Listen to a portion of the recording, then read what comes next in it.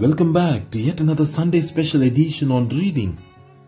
Well, Sundays are a real treat for all of us book lovers, ain't it? Because it's a day when the latest literary delights of all hues and shades come knocking at our doorstep from all across the world.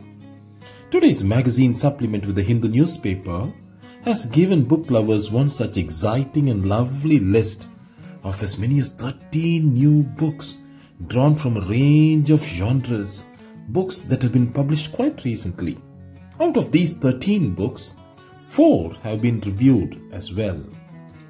One book review in particular caught my attention. It's there under the wildlife column and it's titled Wild and Willful, authored by Neha Sinha. A profound truth of the wild and the world at large is that we are a part of it, not owners of it, says the blurb to the book. The subheadline to this fascinating book review says, this book describes in detail stories of India's wildlife species and highlight their vulnerable beauty and the trauma that people inflict on the environment. The book reviewer K.C. Vijayakumar quotes a couple of lovely lines from her introduction where she says, a wild animal requires acceptance for what it is, not enslavement for what we want it to be. This is part of the most profound truth of the wild and the world at large, that we are a part of it, not its owners. I repeat, this is part of the most profound truth of the wild and the world at large, that we are a part of it, not its owners. I would like to connect this wonderful statement with yet another book that was quite recently published. And this book is titled Reading Cats and Dogs, Companion Animals in World Literature.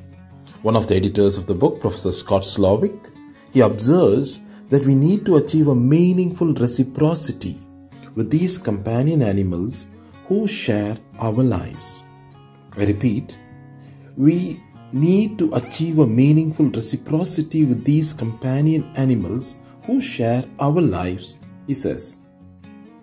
I loved both the phrases, companion animals, and also the phrase meaningful reciprocity. Meaningful reciprocity, which means to say that the reciprocity is not only mutual, but also meaningful.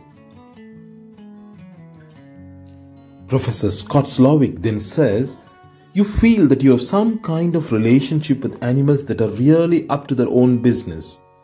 You are not controlling them, no human being is controlling them, and yet humans do form certain kinds of attachments to them nonetheless.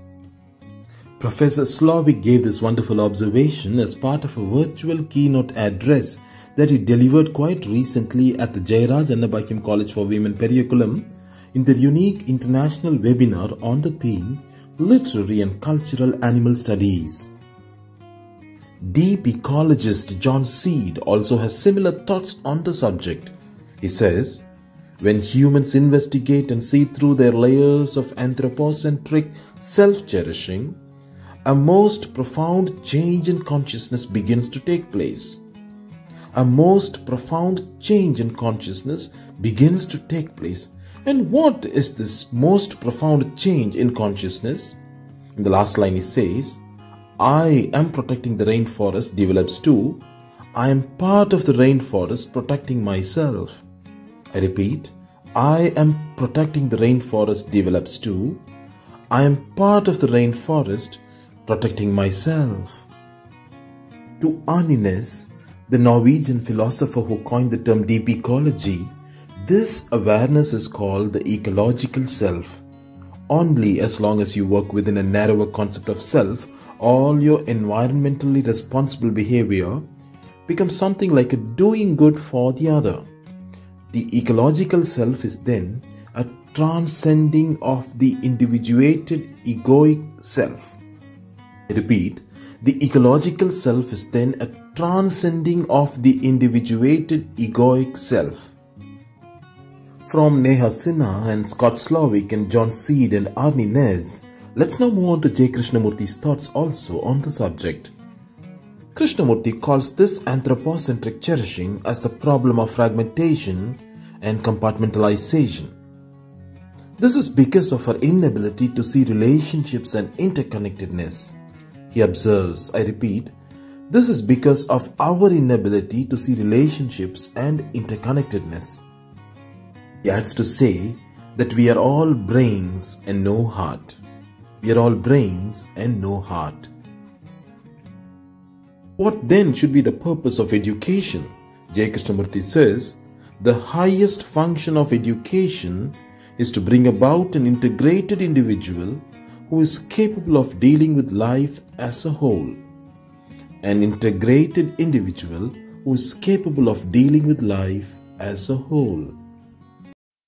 Well, that's all for now, and until we meet again on yet another interesting and engaging aspect of books and reading based on the day's newspaper, it's me, Rupa, signing off for now. Thanks for watching. Have a great week ahead. Thank you.